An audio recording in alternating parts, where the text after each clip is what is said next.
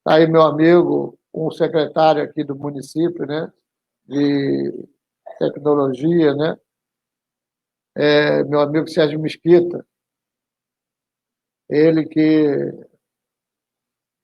tem um histórico que se confunde, né, com o próprio histórico do Austin Quaquá, participou diretamente de todas essas conquistas que o Quaquá teve, dessa mudança que Maricá sofreu, hoje ocupando uma grande vitrine,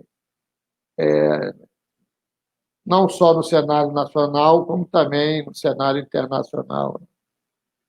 Sérgio é uma pessoa que merece todo o meu respeito, Sérgio Mesquita, porque ele não se perdeu dentro da vaidade onde outros se perderam, né? Ele continua com a mesma essência, com o mesmo posicionamento, fala o que tem que falar e com a certeza que vai ser ouvido pelo histórico que ele tem, que é um histórico, como acabei de falar, que se iguala aí ao próprio histórico de Quaquá. Boa noite, irmão, companheiro, Sérgio Mesquita. Boa noite, mundo, né? Já que a transmissão é aberta para o mundo inteiro, né? Essa boa noite está meio estranha por tudo que está acontecendo, mas não só hoje, né?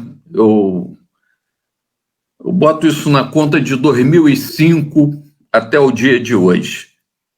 Então, hoje foi mais um dos atos que aconteceram dentro do STF, mais um dos atos da justiça brasileira, que, mais do que claro, é para só alguns e não para a grande maioria da população, essa justiça acontece, mas vamos levando, né? A gente tem que estar aí mesmo, tem que continuar a luta, ela continua, não vai passar mesmo. A gente pensa até em se aposentar, mas não consegue, então vamos tocando. É uma coisa assim, né, Sérgio? Eu vou começar pautando aqui pelo município e depois eu vou passar por esse tema que me deixa indignado, olha, né? Me dá nojo, essa é a palavra, né? Como deixou outros brasileiros também enojados, olha, aonde a lei, muitas das vezes, flexibilizada, né? Em detrimento de interesses de alguns, né? De alguns, e com aquela palavra sempre mágica, né? Mas por que será que isso aconteceu? Por que será que ele agiu dessa maneira, mesmo sabendo que a nação ia se posicionar contra, mesmo sabendo que ele ia sofrer críticas, né? Inclusive até mesmo do próprio presidente do Supremo, né? Vocês viram ontem aí, ele e o Gilmar Mendes, né, trocaram farpas, né? O Marco Aurélio e o presidente do Supremo, aonde o Marco Aurélio pontuou por que caiu, né, esse habeas corpus dele, né? E o Marco Aurélio respondeu que se ele estaria querendo ensinar ele, ali é uma passarela de vaidades gigantesca, né? E Marco Aurélio respondeu, né, ao presidente do Supremo que ele estaria sendo ditatorial, porque anulou o habeas corpus, né? E, novamente, está aí o portal dos procurados, né? Acionado também a Interpol, atrás aí do criminoso que hoje é fugitivo. Isso é surreal, isso acontece no Brasil. No momento, o indivíduo tem as benesses da justiça, 24 horas depois, ele passa a ser novamente um procurado. É por isso que lá fora, aquela revista francesa, Serginho, eu esqueci o nome agora, ela rotula o Brasil como o grande bordel. Eu tenho até a capa, eu fiz questão de guardar, né? Porque aqui não se respeita nada. Quando se tem o interesse de prejudicar alguém, se fecha naquilo ali, os canhões, bombardeio de tudo quanto é lado, até acertar o alvo. Aí, quando quer beneficiar outros, rapidamente tudo muda, os valores se invertem, né? E aquele é beneficiado, né? Eu vou deixar esse tema para o segundo ponto aí do programa, mas a minha conversa com o Sérgio Mesquita eleições. Estamos aí nas eleições, né? Mudanças aí aconteceram na lei. Queria que o Serginho fizesse aí, discorresse aí como é que ele está vendo as eleições municipais desse ano, Serginho. Eu estou vendo ela como uma das mais preocupantes para mim. Saindo um pouquinho do nosso universo de Maricá, historicamente, desde que teve o golpe civil e militar, matou um monte de gente, roubaram esse país inteiro, entregaram tudo que podiam entregar. A cada eleição, a lei vai mudando para atender a necessidade de quem está lá dentro, na Casa Grande. A verdade é que o Brasil continua sendo uma grande colônia e Brasília, infelizmente, é a Casa Grande. Então, a cada eleição, a cada 2 anos, a gente tem mexida. E uma das mexidas mais interessantes, né, sendo irônico, nessa atual lei, é que a lei mais do que obriga as pessoas a, de repente, terem que continuar usando o Caixa 2 para poder você fazer o mínimo de eleição. São coisas muito interessantes. Agora, você, Cantarelli, se você pegar uma bandeira na rua e for bandeirar o seu partido, o seu candidato, você tem que ter um contrato de trabalho firmado e esse dinheiro tem que ser pago com um fundo partidário. Então, se você botar na ponta do papel partido que vive da militância, pessoas como eu e milhares aqui em Maricá que fazem a militância gratuitamente porque acreditam em alguma coisa, pela nova lei eu tenho que ser contratado para sair na rua. Tenho que ser contratado para panfletar. Ou seja, é um cerco naqueles partidos, aí vamos deixar claro, de esquerda, o PT, PSOL, PDT, partidos que têm um histórico de militância na rua, que ficam impedidos, porque chega agora um cara e muda a lei para igualar por baixo, para prejudicar um grupo de partidos e atrapalhar a vida de quem realmente está pensando nesse município. Isso é um dos pontos dessa mudança de lei. Tem coisas assim horríveis acontecendo. E essa eleição tem aquela, assim, está mais patente ainda, com tudo que a gente tem na frente. Eu falo isso, eu fico sendo chato. Fabiano tem mais de 90% nas eleições aqui em Maricá de aceitação de tudo. A cidade é outra. Nesses últimos 12 anos, Maricá teve uma mudança enorme. Muita gente está vindo morar aqui por causa disso. E se esse mesmo juiz manda a Polícia Federal, um dia ou 2 antes, entrar na casa do Fabiano, por exemplo, e fazer uma busca e apreensão, e 2 dias depois dizer que não encontraram nada, que não tinha nada, que foi uma denúncia vazia. Só que isso reflete nas urnas, como teve com o companheiro do PT, esqueci o nome dele agora, Zelão. Ele tinha 60%, ele ganhava a eleição em primeiro turno. 2 dias antes, fizeram uma batida na casa dele, 2 dias depois, estava tudo normal novamente da eleição, só que ele nem para o segundo turno foi. Então as pessoas têm que tomar muito cuidado e tem um clima de já ganhou, principalmente aqui em Maricá, que é contagiante mesmo. Você vê isso na rua, você sai para fazer uma panfletagem e as pessoas aceitam Fabiano assim de muita facilidade. E porque teve trabalho para isso, né? São 12 anos de trabalho para conquistar uma população que nos anos 90 não cumprimentava a gente direito na rua. Só que isso pode acabar por causa de uns palhaços desses. Uma ação do Ministério Público a mando do Bolsonaro. Uma coisa dessa. Então, hoje, o país não tem justiça. Eu falo isso, que nós não vivemos mais numa democracia. Antigamente, eu fazia a discussão que não existe democracia política se não existir democracia econômica. Mas hoje essa discussão ficou inócua. Não existe mais democracia nenhuma porque não existe mais justiça no país.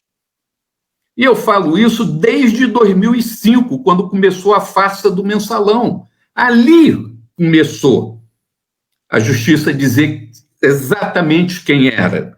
Começou a ficar explícita as coisas. Porque nós estamos passando um período que o homofóbico saiu do armário, o nazista saiu do armário, né? O reacionário religioso saiu do armário, as pessoas se agridem na rua, assistir. O judiciário saiu do armário também. Eles saíram do armário também. A coisa está tão sem pé nem cabeça que as pessoas não se preocupam mais. Então, o mensalão foi uma farsa onde não tinha nem dinheiro público.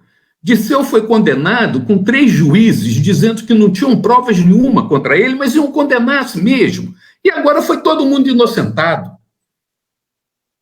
Agora o Lula tem sido inocentado, só não inocentaram ele no triplex até agora, que é uma vergonha.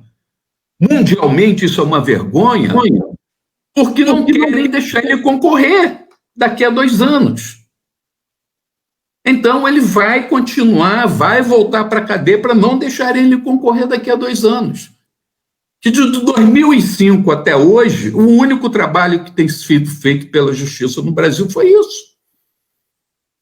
Casuísmos em cima de casuísmos, invencionices, condenação por atos indeterminados.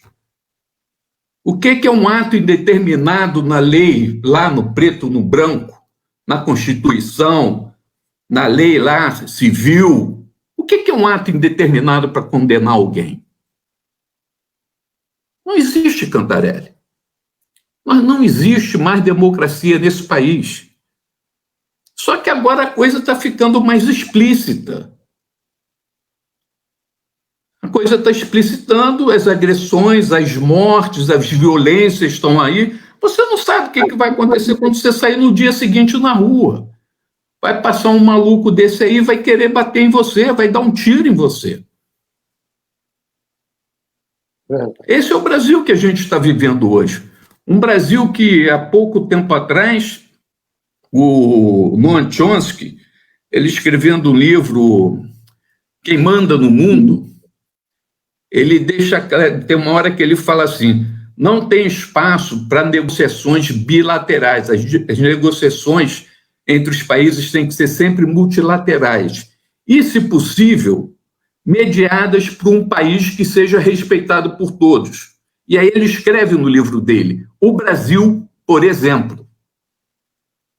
Esse Brasil de hoje, ele tem algum respeito para mediar alguma negociação? A gente não tem mais respeito por nada. É verdade. O Colin Powell ligou para o embaixador nosso, eu sempre esqueço o nome dele, tem 2 livros dele aqui, eu esqueço o nome dele. O Celso Amorim. Liga para o Celso Amorim, para Celso Amorim analisar se o secretário de Finanças americano, que seria o nosso ministro da Economia, se o discurso que ele faria no Senado poderia atrapalhar a mediação do Brasil na questão Estados Unidos e Venezuela. O secretário da Guerra americano pergunta para o nosso embaixador. E aí O Celso Amorim fala, mandei para quem de direito. No Brasil, os caras falavam que não atrapalhavam em nada, e o secretário de Finanças fez o discurso. Esse era o Brasil que nós tínhamos até 3, 4 anos atrás. 4 anos atrás. Ô, Aí Serginho, hoje você vai botar o cara da Terra plana para fazer mediação de alguma coisa? Nós estamos no caos do Cantaré. deixa eu te É que a gente perguntar. é sempre otimista, o brasileiro tem muita esperança, senão era para estar chorando aí na rua. Mas não, eu vou para a rua ainda, militar. O pessoal já está participando aqui com a gente. Você está me ouvindo bem aí, Serginho? Estou vendo.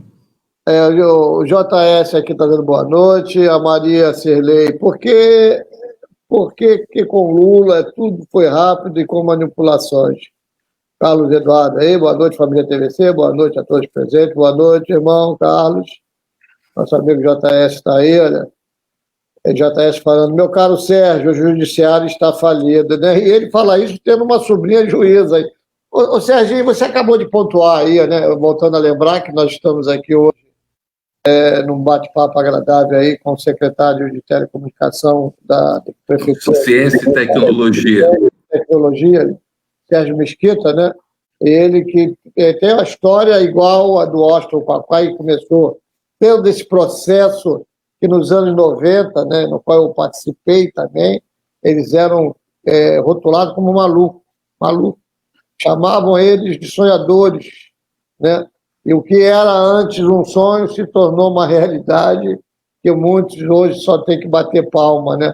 Mas foi graças à atitude deles que eles tomaram lá atrás, né? Desafiando, quebrando corrente, sendo ameaçado, né? Aqui está um que foi ameaçado várias vezes, né? Inclusive dentro do Comunidade em Ação. Serginho, hoje você teme mais pela sua vida, porque você é um militante atuante. Inclusive, nós vimos você, né? Tu não é mais novo, como eu, mas na hora que a gente campa, a gente se esquece da nossa idade e a ideologia assume e a gente é passional mesmo. Eu vi até você tentando impedir uma violência policial, que eu fiquei até preocupado, entendeu? Não lembro isso não, pô. Vai que o policial também lembre. É bom as pessoas saberem que isso é seu, você é autêntico. Quem está falando comigo é uma pessoa autêntica, ele não tem maquiagem, né? Toda vez que eu converso com o Sérgio Mesquita, eu gosto de registrar isso, porque tem muitos que vestem uma maquiagem, né? Sérgio Mesquita não, seja com quem for, seja do governo, ele vai ser isso aí que vocês estão vendo, vai falar o que pensa, né? E daí, sabe, que foi esse nome dentro desse contexto todo, né? Desse processo todo de transformação de uma cidade que no passado era rotulada como uma cidade dormitório. Então está aí um dos nomes, né, que eu considero no mesmo patamar de Austin Paquá, sem aquela grande vitrine que o Paquá ocupa, porque ele, por ser o líder, é ele que está sempre na frente com destaque maior, mas ninguém chega a lugar nenhum sozinho, ninguém chega a lugar nenhum sozinho. E um dos responsáveis, com certeza, está aí conversando hoje com a gente. Serginho, hoje você teve pela sua vida, assim, nem sua vida, e você sofreu alguma retaliação pela sua maneira de ser, sabe? Por você estar fazendo parte de um governo onde todos os projetos, né, foram implantados e o povo está batendo palma para esses projetos, olha, né? Erros existem, é claro que vai existir, sempre tem erros para poder ser reparados, olha, mas, na sua maioria, os projetos tendo uma aceitação da população, por isso que tem essa grande aprovação. Você hoje tem receio disso tudo ir por água abaixo, Serginho, diante dessa mudança, essa mudança não tão oculta assim, né? É uma mudança, muitas das vezes, feita na marra mesmo, na cara de todo mundo, e que se dane quem estiver falando, vai ser desse jeito mesmo. Você tem receio, Sérgio? Ô, Cantarelli, bom, primeiro vamos deixar claro uma situação, tá? Paquá é uma figura única. Não existe ninguém no mesmo nível dele. Eu não é puxar saquismo dele, não, porque eu já briguei muito com ele, a gente já discutiu muito, demos muito soco na mesa e bebemos muita cerveja por causa disso. A gente é amigo mesmo, ali é questão de amizade, mas ele é uma figura única. E para deixar, até fazer um paralelo dessa luta que vem lá de trás, o Cinema em Fio, que o Fabiano inaugurou agora, ele fez parte do plano de governo de 92, fez parte do meu plano de governo em 96, quando eu fui o candidato a prefeito, fez parte de 2000, 2004, 2008 e 2012. Então, essas transformações que estão acontecendo na cidade, a grande maioria dela foi pensada lá atrás mesmo, lá há muito tempo atrás. E as coisas estão acontecendo agora, não é por um acaso, é porque isso já vinha sendo discutido há muito tempo dentro do PT, junto com a população, e nós estamos nisso aí hoje. Só que hoje, o Cantarelli, o que aconteceu com o Brasil nesses últimos 4 anos? Voltamos para o mapa da fome. Todo o avanço que nós tivemos em ciência e tecnologia, aí falando da área que eu estou aqui à frente no governo, foi para o lixo. Todas as bolsas de pesquisa, de estudo e tudo foram para o lixo. Esse congelamento idiota no financiamento, no investimento da saúde, educação, saneamento e tudo, levou o Brasil de volta a uma situação muito ruim. Voltamos para o mapa da fome, voltamos ao nível de desemprego de quando Lula assumiu, e o cara vai vender a Petrobras, coisa que a gente conseguiu durante anos, desde os anos 50, manter a Petrobras brasileira. O cara está dando uma banana, o próprio STF falou que pode. Então, tudo isso que está acontecendo no Brasil pode acontecer em Maricá também. Pode acontecer em Maricá também, é só mudar a direção. Acaba, vai congelar o Bolsa Família, está reduzindo o número de beneficiários. Os caras querem tirar o transporte escolar, querem tirar a merenda escolar. Tudo isso que aquele cara que se diz econômico, da economia lá em Brasília, isso pode também acontecer em Maricá. Isso também pode acontecer em Maricá. Agora, a gente, vamos lá, temos uma parcelinha de culpa nisso daí. Porque aquela coisa, né? Como o Betinho falava, quem tem pressa que tem fome, você que está vendo as coisas sendo dilapidadas, você quer fazer tudo com rapidez também. E aí nós fizemos também muita coisa com rapidez em Maricá e não conversamos com a população. Aí essa falta de conversa com a população tirou toda aquela movimentação de rua. Por exemplo, quando tiraram um EPT de circulação, o povo voltou a pagar a passagem do Amparo. Não se manifestou. Quem se manifestou foram os de sempre, o pessoal da política. A população não se manifestou. E isso é um pouquinho de culpa nossa. Mas isso é uma parcela dessa culpa, tá? O grande projeto de destruição do país, ele pode ser refletido em Maricá também, se a gente não botar o Fabiano lá.